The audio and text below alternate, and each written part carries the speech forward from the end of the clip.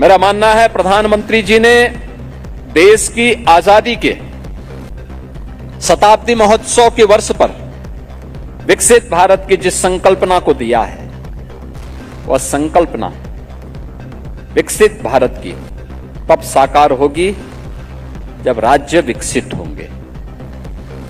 भारत आत्मनिर्भर तब बनेगा जब राज्य आत्मनिर्भर होंगे। और भारत की सबसे बड़ी आबादी का राज्य उस आत्मनिर्भरता, उस लक्ष्य को प्राप्त करने की दिशा में मजबूती के साथ आगे बढ़ रहा है। लोग मुझसे पूछते हैं कि आपका एमएसएमई क्या कर रहा है। मैं कहता हूं हमारा एमएसएमई 3 करोड़ युवाओं को एम्प्लॉयमेंट उपलब्ध करवा रहा है। याद करिए 3 करोड़ लोग कहां जाते हैं। लोग हमसे पूछते हैं कि बड़ी इंडस्ट्री के लिए पॉलिसीज आप लोगों ने बनाई है, इंसेंटिव आप लोग दे रहे हैं, इसका लाभ क्या है। मैं कहता हूं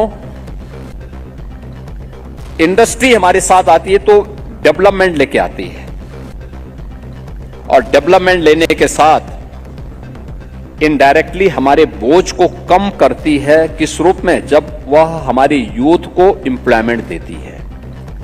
याद करिए एक इंडस्ट्री अगर वह 100 लोगों को काम देते तो 100 परिवारों का भरण पोषण कर रही है। सरकार के इस बोझ को उसने अपने ऊपर लिया है, तो सरकार की जिम्मेदारी क्या है कि हम उसके साथ खड़े हों, हम उसको सुरक्षा दें, हम उसको बेहतर कनेक्टिविटी दें, उसकी सप्लाई चेन को हम बेहतर बनाएं। और वह सरकार उत्तर प्रदेश के अंदर मजबूती के साथ आगे बढ़ा रही है। और इसलिए मैं कह सकता हूं, चाहे वह हमारी एग्रीकल्चरल ग्रोथ की बात ही मैं करता हूं, यूपी के अंदर हम लोगों ने 9 वर्षों में उसे 8% से बढ़ाकर के 18% तक पहुंचाने में सफलता प्राप्त की है।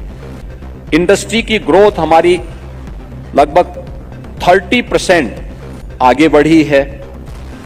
इसी प्रकार से एम्प्लॉयमेंट का जो पहले यूपी के अंदर जो स्थिति थी, जो प्लान होता था, आज वो प्लान रुका है और बड़ी तेजी के साथ यूपी के नौजवानों को यूपी के अंदर ही एम्प्लॉयमेंट मिलना भी प्रारंभ हुआ है। और मेरा मानना है विकसित भारत की उस संकल्पना को आगे बढ़ाने के लिए उत्तर प्रदेश पूरी मजबूती के साथ प्रधानमंत्री जी के इस विजन को आगे बढ़ाते हुए विकसित उत्तर प्रदेश के रूप में भारत की इकोनॉमी के ग्रोथ इंजन के रूप में अपनी भूमिका का निर्वहन करने के लिए पूरी मजबूती के साथ तैयार है।